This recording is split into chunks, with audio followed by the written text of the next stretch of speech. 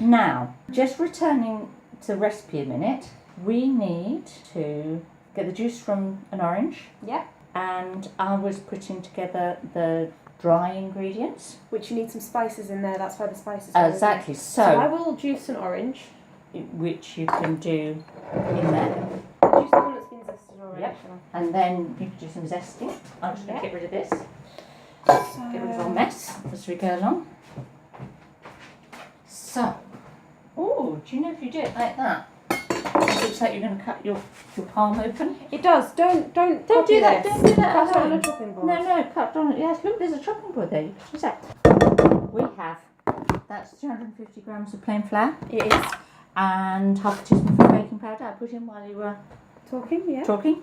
Now I'm going to start putting spices in. Spices are very important too. Very important to a nice Christmas cake. Some people do their Christmas cake without any. Well, they're just wrong. They're wrong. Totally wrong. Yeah. What's the point? Yeah. Nutmeg. We grate it so it's more flavoursome. I should just point out that this is actually Grandma's nutmeg grater. Yeah. It has like a little like thing at the back to keep your nutmeg in. Nutmeg cupboard. It's just like so cute. She was a fully trained, qualified, had her certificate, but they did not recognise that at all. Yeah, you had to be a Nightingale nurse to work at premises, didn't you? Absolutely. So it was like, in fact, they positively, rather than saying, "Oh, good, you've had this really responsible useful experience," and she was fully qualified and be like, run a ward and all of that. It's like, no, we're going to have to unteach you all that bad stuff you learned all in of that stuff is useless. No, the LCC hospital, no, bad. You've got to start again from scratch, as if you know nothing. Yeah. And we will unteach you all those bad habits. And I mean, Mary was in a different London hospital. She was in Guy's, but she does talk a lot about how hierarchical the system was, Yeah. and she talks about even on the first page, she talks about the matron and the sister, because at that point, if you were registered, you became a sister, I believe. Yes. And if you were training, then you were just... You were a probationer and then you were a student nurse. Yes. No. And she talks about the sister sort of reducing her to tears on a regular basis. Yes. And I think, didn't Grandma have similar, like... Absolutely. Yet she, right up till when she died, 86, she still had a recurrent nightmare. When she had a nightmare, her kind of anxiety dream would be about waking up, being about to go on duty and not having a clean cap. Yes. And they wore these ridiculous kind of starch caps that had sort of like frills and like the kind of gophered. Her recurrent dream was that she didn't have a clean apron, clean cap, and so she was going to be late. And that was her anxiety. Get told off horribly. Yeah. I'm putting spices in here, so I put nutmeg and then I put allspice, and then this one is cinnamon. And when we put cinnamon. More cinnamon? Oh yeah. Okay, more cinnamon. Mace. Mace is related to nutmeg. It's like the coating of the nutmeg. Oh, is it? I didn't know that. Yes. So if you smell. Oh, it smells nutmeggy. But slightly different, like a bit. It's slightly kind of more uplifting smell than the nutmeg's warm, and this is a little bit fresher. So zest of an orange, and put that into there, won't I? Yes. Yeah, and then later on... ground ginger. So Mary then goes to the front later on, and she's talking about how all of these things sort of go out the window when you're in a field hospital and really struggling. And then she encounters a military, not a medical, commanding officer who comes and does ward inspections. Yeah. And really, this is when she's in her early 20s. Yeah. And she's a sister, and she's in charge of all of these, injured soldiers. That's the word. Yeah. Massively has a go at her for not having all of the wheels pointing away from the door and all of the pillows pointing away from the door, which is something that Florence Nightingale actually brought in the Crimea, so that the wind couldn't blow things into the pillows through the open doors of the field tent. And she's kind of has this little rant of I'm sure Florence Nightingale never had it this bad in the Crimea. She wasn't dealing with this stuff. Oh yeah, no, it was very hierarchical and very fierce. Although, that was all about standards. That the little things matter. Yeah, and they all contribute to a bigger situation in which everything is done right. Yeah, but priorities. Very high standards of training. They did quite a lot of science. I mean, that was what was different, I guess, there compared with... In the fever hospital, where it was more about just practically getting on and doing the... And one of the things that she said about working in the fever hospital was how many Irish nurses she met. And there were loads of Irish girls that came over to train, and she trained with a lot of Irish girls like Mary. And Mary talks about as well going home to visit her home, and there being really like whole hamlets that there was nobody left because all of the young people had gone to either to England or America because that's where they saw their opportunities as being. Yeah. Even though this was a time when there was a lot of tension between Ireland and England, particularly as the war started and Ireland remained neutral, there was a lot of sort of condemnation of that from English politicians. My mother, grandma, she'd never met an Irish person till she went to train as a fever nurse because I suppose living in, what did you say, rural Suffolk. Yes, you wouldn't come from rural Ireland. In fact, you were more likely to meet a Dutch person than an Irish person. Yes, it's closer. It's closer. All the spices have gone in. I put cloves in as well, so a nice selection. I'm going to give it a little stir and... So in total, how much spices would you say? It's as much as spicy as you like it to be. Yeah, it's all aromatic things.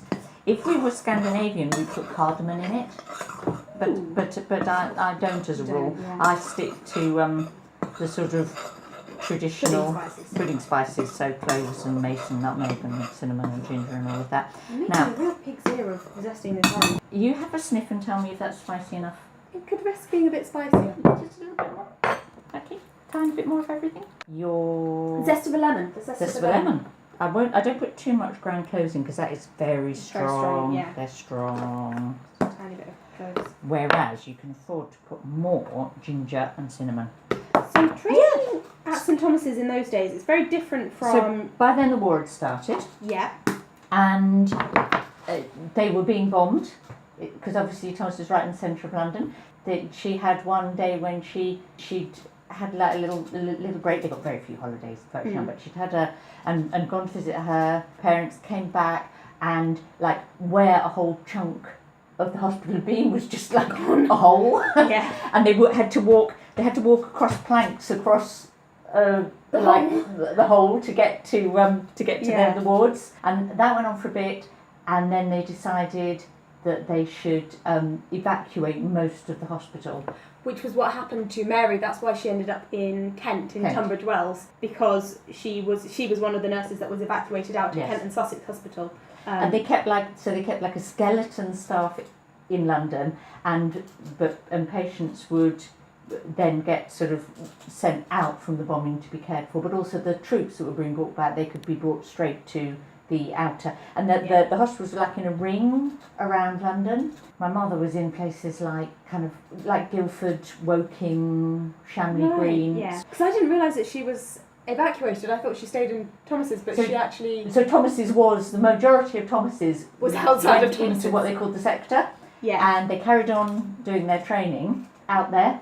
So they tried to take the Thomas's ethos out to the other hospitals. Because they literally, the hospital had been so...